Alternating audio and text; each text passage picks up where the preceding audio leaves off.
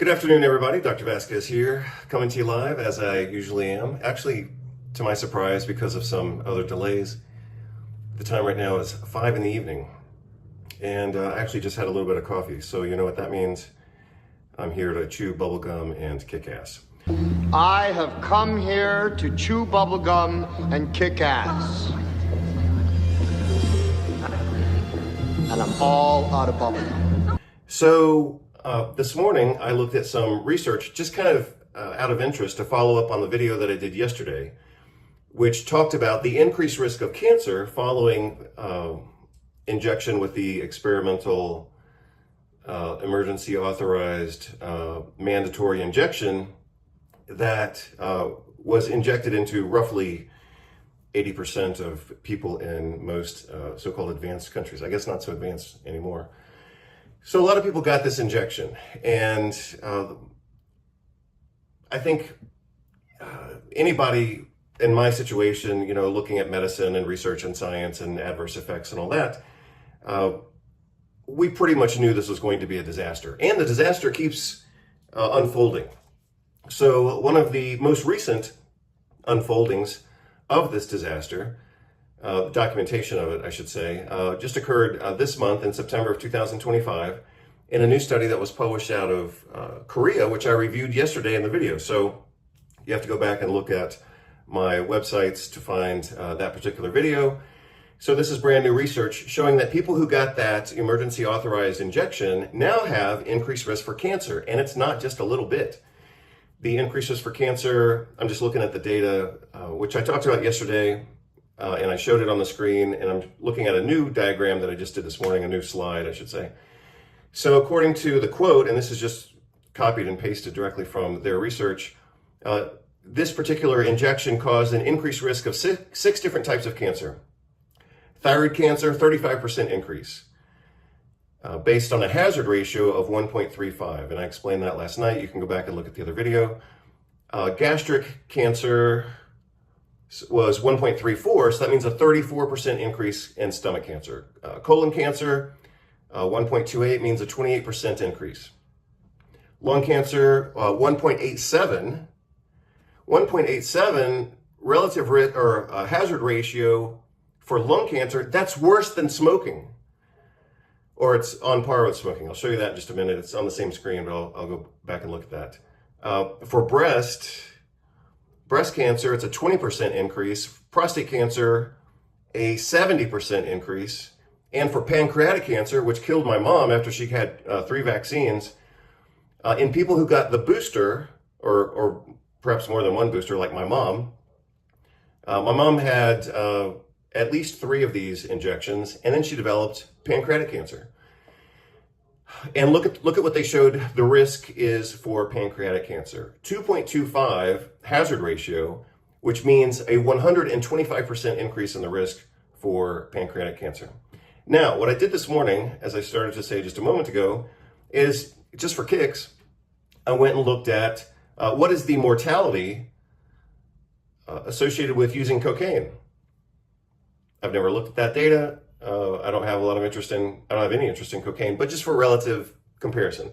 We're all told from the time we're kids, especially, you know, back in Generation X, which is when I grew up, we were all told by Nancy Reagan that we're supposed to say no to drugs. Say no to drugs, kids. Say no to drugs. Even though, of course, the United States is the most drug-dependent society that's ever existed in the history of humanity. But the slogan was that we grew up with was say no to drugs. So look at cocaine use in the general population. People who report regular lifetime cocaine use had a significantly higher likelihood of all-cause mortality. Relative risk and hazard ratios are very similar. So just think of them as being the same thing. On a deeper level, looking at like medical research, they are different, but from a practical standpoint, it just tells you how probable you are to have a problem. So a lot of cocaine use gives you a all-cause mortality relative risk of 1.9. So almost doubling the risk of early death, let's say. Well, that's still lower than the risk of getting pancreatic cancer from the emergency authorized injection. So look at the relative risk of cocaine use at 1.9 And the relative risk, or the hazard ratio, almost the same thing, for getting this experimental injection is 2.25. And pancreatic cancer is almost always fatal. So it typically has a life expectancy of 6 months. So this is basically a death sentence, as it was for my mom. So that was in the pandemic. We were still living in Spain at that time. She started getting, because she was watching like CNN and American news, so she got the injections. And then she developed in early 2021, my mom got breast cancer. And then she was treated for that with surgery and I believe chemo until about the middle of the year. So that was the first 6 months of 2021, my mom had breast cancer. Then immediately when that finished, she developed jaundice, which turned out to be pancreatic cancer. So my mom got two new cancers in the same year after getting this experimental injection. So, I mean, she would have been better off using cocaine, probably. At least, the risk is actually lower. But anyway, I'm saying that somewhat jokingly, and with all due respect for my mom, I would have said the same thing to her. But I'm just showing you how absurd medicine has become, that they categorically endorsed these injections. Virtually no official big medical organization stood up for the people. They didn't even like give a caution. They didn't say, hey, maybe we should hold on. We don't have any data. We're pushing this on the whole population, millions of people. And now the data, of course, is coming out, including the article that just came out this month, it was like 3 million people or 4 million people. So it's a huge study with huge findings, which means you can't ignore it. And the huge findings are these significant increases in many different types of cancer, not just one cancer. So they could have done this study and they could have only found, skin cancer or gallbladder cancer or pancreatic cancer. No, this is across the board with all the major types of cancer: thyroid cancer, gastric cancer, colon cancer, lung cancer, breast cancer, prostate cancer, and pancreatic cancer, and a few others. So you can't, I was already alluding to the fact in last night's spontaneous video that the drug companies are going to pay people they'll pay some statistician to try to shoot down this article and get it withdrawn. That's what they always do. So, like I was saying, if you have a huge study with huge findings like 20%, 60%, 70%, 125%, you can't ignore that. No rational person can ignore that. Now, they could go back, and I thought of this a little bit last night and again today. One of the techniques for attacking research, and maybe it's valid or maybe it's not, I assume it actually is valid, but I'll just tell you what the technique is, and then we'll apply it to what we're looking at on the screen. One of the techniques is, even if you're 95% sure, and all of this is at 95% or more probability, as I recall. They stated that very briefly at the start of the article, and then it applied to the rest of the article. So it would be easy to miss the fact that everything's at 95% or better probability. That's called the p-value. So the p-value basically stands for probability that you can believe in what you're talking about. And usually, well, always, we want to see 95% or better. I mean, that's a pretty high standard. So you can think of the p-value as standing for probability. I typically think of it as being like a problem, and you want the problem to be less than 5%. So that's another way of thinking about p-values. It's the probability of proof and problems, and you want to be 95% sure. So anyway, like I started to say, one way to attack research is to look at what we call the confidence interval, which is right here. If your confidence interval also includes the opposite conclusion, then the data is not so reliable. But that does not apply here. Look at the confidence interval for thyroid cancer. So the confidence interval is basically saying, so let's look at thyroid cancer on the screen as an example. They're basically saying we found a 35% increase in thyroid cancer. But they're also saying, well, we think it's 35%, but it could be 21% up to 51%. So that's the range. They have this range of data, let's say, but they're going to focus, they pretty much think it's here, but it could be somewhere within this range. But even then, even if you go with the low end of the confidence interval, it's still 21% increase in thyroid cancer. And thyroid cancer is always typically pretty aggressive. For stomach cancer, they found a 34% increase with a range of 13 to 58. So it could be as high as 58, which is almost 60%. But it was never at any point negative. It's still very significant. Colon cancer had a 28% increase with a range of 12 to 47, very high. Lung cancer, they concluded a 53% increase in lung cancer, but it could be between 25 and 87. Breast cancer, 20% increase, somewhere between 7 and 34. Prostate cancer, 69% increase, somewhere between 35 and 2.1, or sorry, 35 and I guess that would be 200%. And pancreatic cancer, they concluded with a 2.5 hazard ratio, which means 125% increase risk. But it could be between 44% and a 250% greater than normal expectation. So, I mean, those are all strong confidence intervals. So, again, you've got a massive study with like 4 million people, I think it was. I think they started with 8 million and then it went to either 3 million or 4 million, but that's a hell of a lot of people. A good clinical study could only have 50 people and that would be, worthy of publication, even if it's only got, I think the magic number is actually 42 for these statistics to start working out for most treatments. If the effect is very small, you have to have a bigger population. If the effect is very big, then you could do it with, 20 people or something like that, I suppose. But in this case, they had both. They had a big effect in a big population, and their confidence intervals at 95% probability of being valid are also very high. So anyway, like I started to say, instead of following Anthony Fauci's advice, you would have been better off using cocaine. In this study, which is a little bit unusual, they looked at cocaine use in patients with heart failure. I just looked at a few things this morning, and this is what came up. Cocaine use associated with increased mortality at 21%. So imagine being a patient with heart failure. Of course, I wouldn't want that for you, and I wouldn't want it for me either.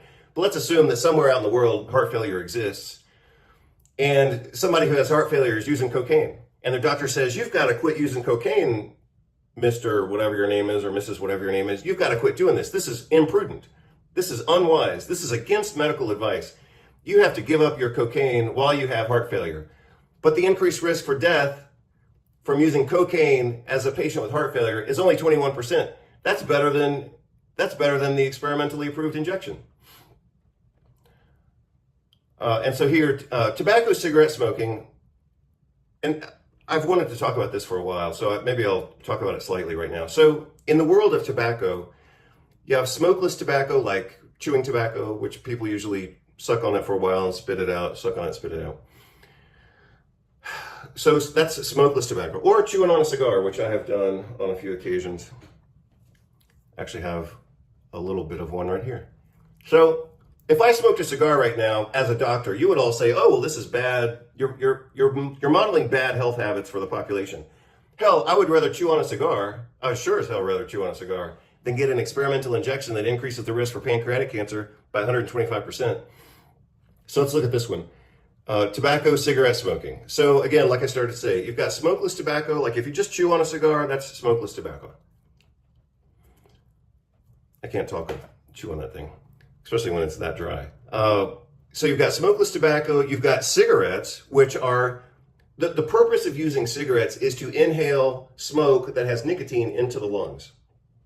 That's different from smoking a cigar because no one's going to smoke a cigar into their lungs. Smoking a cigar is mostly about mouth and throat. You're somewhere between nicotine and just enjoying the aroma. That's the cigar experience. And then beyond that, you've got smoking a pipe. And a pipe delivers very, very little nicotine.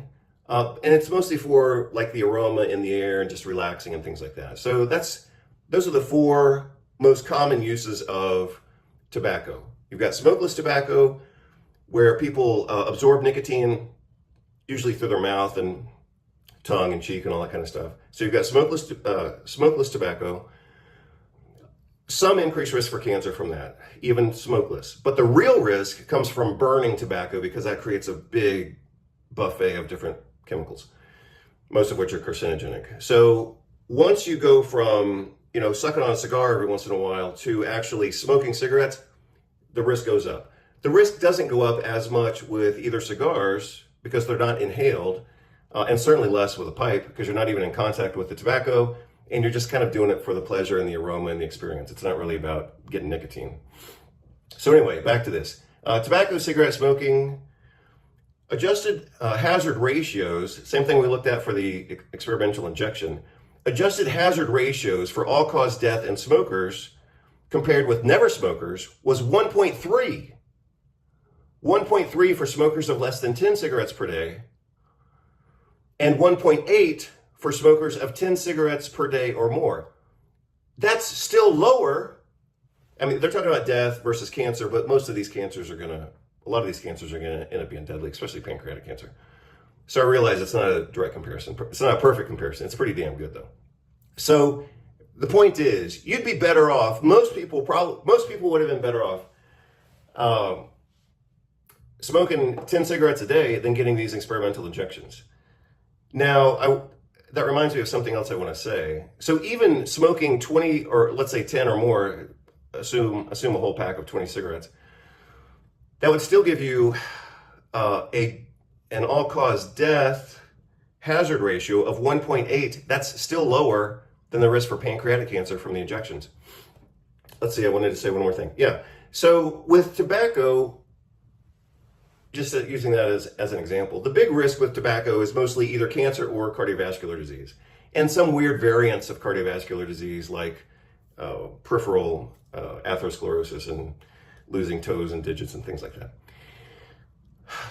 But likewise, we're looking at the most severe consequences. So mortality here. And in some of these cases, like with pancreatic cancer, it's basically the same as mortality because pancreatic cancer is almost always fatal within the first 6 months. But the other thing I wanted to say about the study that I reviewed last night, and again, if you haven't seen the video that I did last night, go back and look at it. The other thing I wanted to say about the COVID vaccine is that it doesn't only cause increased risk for cancer, it also causes increased risk for a lot of other problems. Vasculitis, renal failure, a particular form of brain inflammation called acute disseminated encephalomyelitis, or ADEM, basically brain inflammation, brain damage. And what else? Along with the vasculitis comes other problems like amputation of digits, just like with cigarette smoking, and also renal failure, kidney failure, if I didn't already mention that. What else have I seen? And the myocarditis and the pericarditis, myocarditis, transverse myelitis, vasculitis. Itis just means inflammation. So anytime we say nephritis, we're talking about inflammation, in that particular case, of a unit of the kidney called the nephron. So itis just means inflammation. And that's what vaccines are designed to create. They are designed to create inflammation. And then guess what? People end up with inflammatory diseases, one of which could be considered cancer. So anyway, like I said, looking at the data that I looked at last night, I did a really quick review, but it turned out to be accurate because, hey, I'm good at what I do. And when I went back and looked at the confidence intervals to make sure everything was within the right bracket, yeah, it all lines up. So this is a multi-million person study with significant findings of 20%, 60%, 30%, 35%, and 125%. I mean, those are huge numbers in a big population. So you've got a big population with big consequences at a 95% confidence standard, and at least in this case, all of the confidence intervals still say, yeah, this is the real deal. So yeah, that's what I wanted to say. I was going to try to freak all of you out and actually smoke this cigar a little bit, but it's too hot. I'm too hot right now. I can't do it. From the coffee I just had, my mouth is really dry. But I will bitch and moan just for a moment. So I just received, interestingly enough, talking about tobacco and all this kind of stuff, I just received a Zippo lighter, which I ordered 3 months ago. This is a total tangent, but it's somewhat related. So Zippo lighters are made in the United States. They're very classic. This one doesn't have any fuel in it yet because I just got it today. I had to wait 3 months to get a Zippo lighter made in America somehow they shipped this to me from Germany. And so I as an American, I bought it on Amazon. So I, as an American, buying it from an American store, from an American company, I then had to pay an import tax from Germany to receive my American Zippo lighter. So I just thought that sucked. But anyway, that's the crazy world that we live in, and it's only going to get crazier. So hope you're all doing well, and talk to you soon. Bye. Already told you I do not